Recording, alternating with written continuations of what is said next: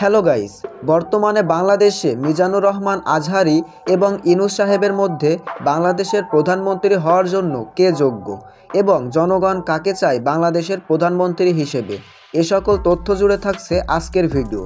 প্রথমে জেনে নিব এদের পরিচিতি এবং এদের খ্যাতি সম্পর্কে, তাহলে এদের যোগ্যতা সম্পর্কে বিবেচনা করতে অনেকটাই সহজ হবে। প্রথমে রয়েছে তরুণদের আইডল, সুশিক্ষায় শিক্ষিত তরুণ বক্তা, ইসলামিক স্কলার মাওলানা মিজানুর রহমান আজহারী। তিনি অল্প কয়েকদিনে সব শ্রেণীর পেশার মানুষের কাছে ব্যাপক গ্রহণযোগ্য হয়ে উঠেছেন।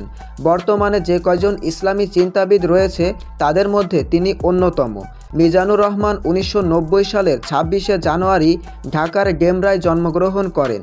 তার পৈতৃক নিবাস কুমিল্লার মুরাদনগরের পরমতলা গ্রামে। এবং অন্যদিকে রয়েছে শান্তিতে নোবেলজয়ী অর্থনীতিবিদ, অধ্যাপক এবং অন্তর্বর্তীকালীন সরকারের প্রধান উপদেষ্টা হিসেবে শপথ গ্রহণকারী ডক্টর মোহাম্মদ ইউনূস সাহেব।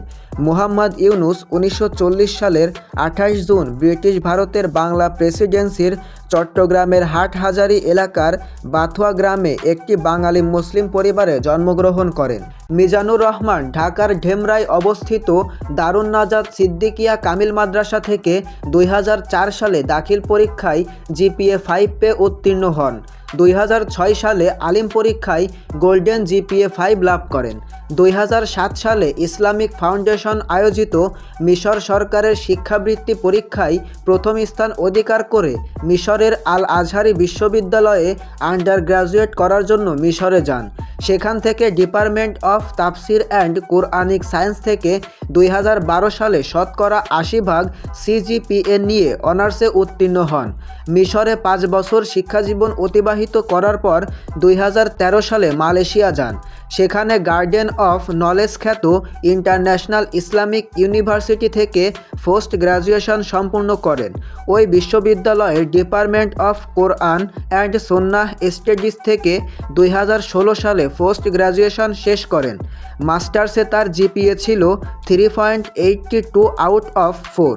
অন্যদিকে ডক্টর মোহাম্মদ ইউনূস বাংলাদেশি নোবেল পুরস্কার বিজয়ী ব্যাংকার ও অর্থনীতিবিদ।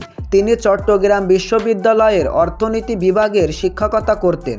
অধ্যাপক ইউনূস ক্ষুদ্র ঋণ অর্থনৈতিক ব্যবস্থার জনক হিসেবে সমাদৃত। গ্রামীণ ব্যাংকের প্রতিষ্ঠাতাও তিনি। মোহাম্মদ ইউনূস ও গ্রামীণ ব্যাংক যৌথভাবে 2006 সালে নোবেল শান্তি পুরস্কার লাভ করেন।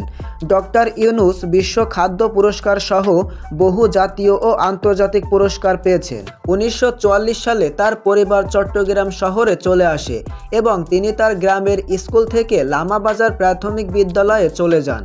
পরবর্তীতে তিনি চট্টগ্রাম কলেজিয়েট স্কুল থেকে ম্যাট্রিকুলেশন পরীক্ষায় উত্তীর্ণ হন এবং পূর্ব পাকিস্তানের 39,000 ছাত্রের মধ্যে 16তম স্থান অধিকার করেন। তো গাইস, এবার আপনারাই বলেন বাংলাদেশের প্রধানমন্ত্রী হিসেবে কার যোগ্যতা রয়েছে? তবে বাংলাদেশের অধিকাংশ মানুষই চায় মিজানুর রহমান আজহারীকে বাংলাদেশের প্রধানমন্ত্রী হিসেবে।